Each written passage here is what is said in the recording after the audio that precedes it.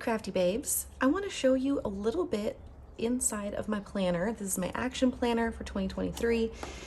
I have been in a half letter disc system for like 2 years. It has worked wonders. What I love so much about it is that when I need a different insert, a different layout, I can just make that happen easily, and I can make it happen within the same size. And that's been working really, really well for me. So since I've changed formats, since I've changed insert layouts several times, I wanted to give you a little peek at how it's evolved over time. And you know, just because I'm working in one format right now does not mean that I don't go back and switch back to an older format or something I've used already. I totally 100% do that. But sometimes just when I'm in different seasons of my business or my life, I just need a little something different, and my brain needs a little something different. So when we started out here, I actually started the year with a content calendar that has been so amazing. It's been keeping me on track with making sure I am posting and sharing all of the things that need to happen for my business. And that's been going strong. I love having it be a slim. This is available in my shop if you'd like it. There is a dated and then an undated, more like a list, a slim list. But this has been great. Some of them I print in black and white. Some of them I print in the color, which is like a pale pink. You'll see that in the future here. And then it just allows me to pop in the items that I need to post and exactly on what day. And then for a long time, I've used this like half month on one page and then a full month on 2 pages. And as you can see, I don't have a lot of things that actually have to fall on a certain day other than like magazine deadlines and things like that. So as I, am going along, the monthly 2 on 1 page, or 2 months, 1 month on 2 pages is fine. Gives me a lot of space, a lot of room.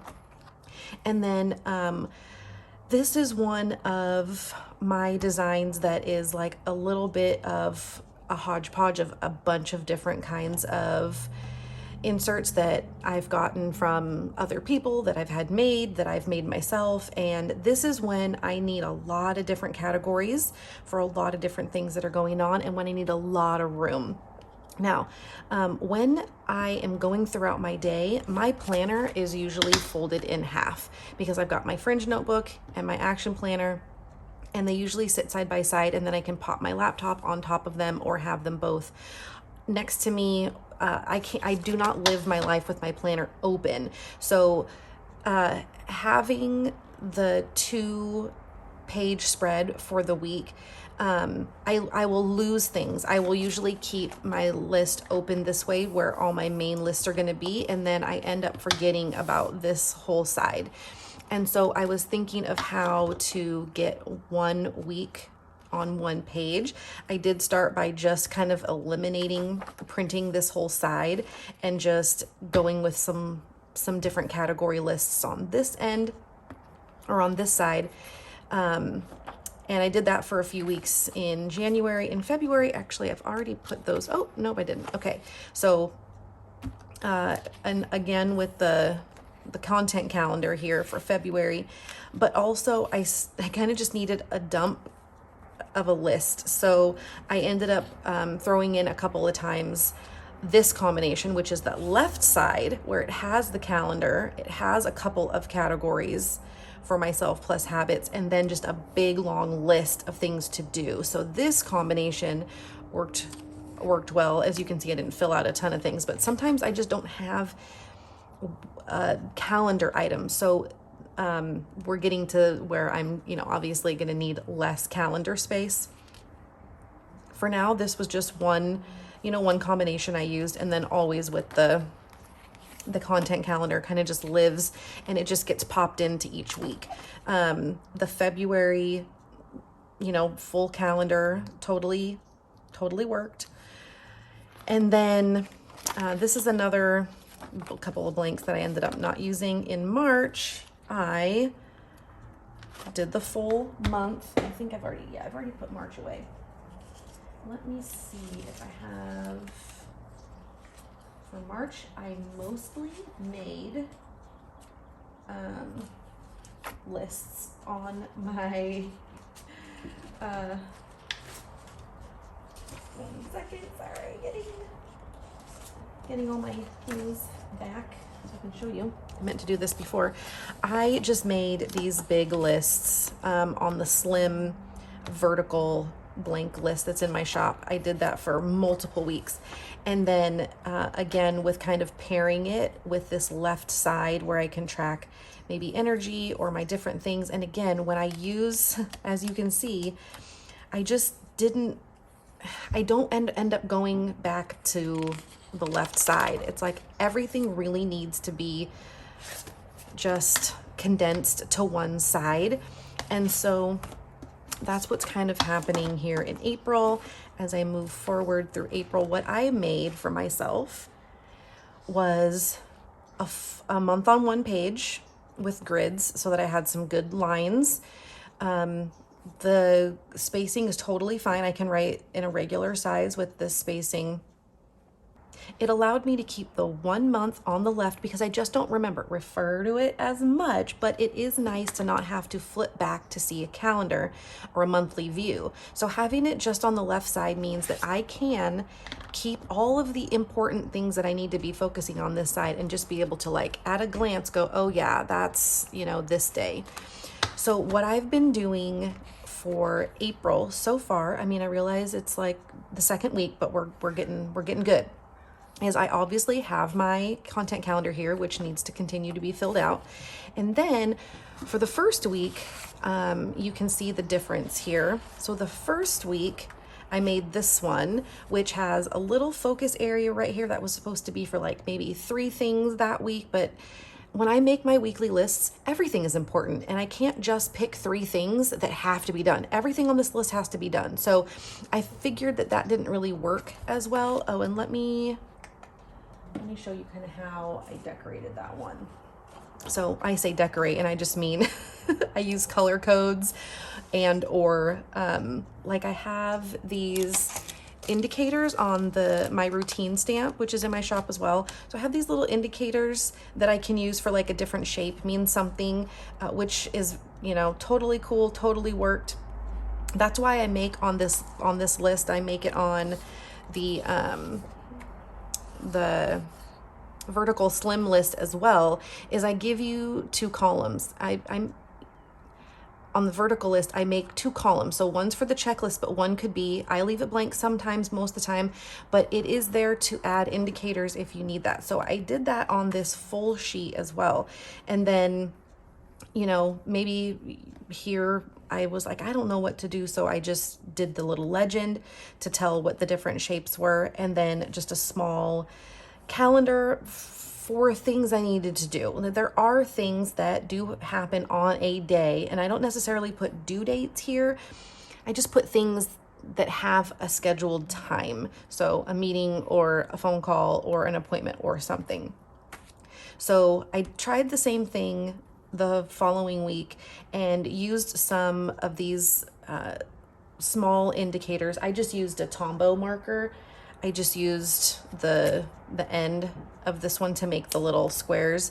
And here I was trying to take 3 things each day from the list and move them to be like the most important things for that day. But I hate repeating things, especially if it's on the same page. So the idea of that works really well.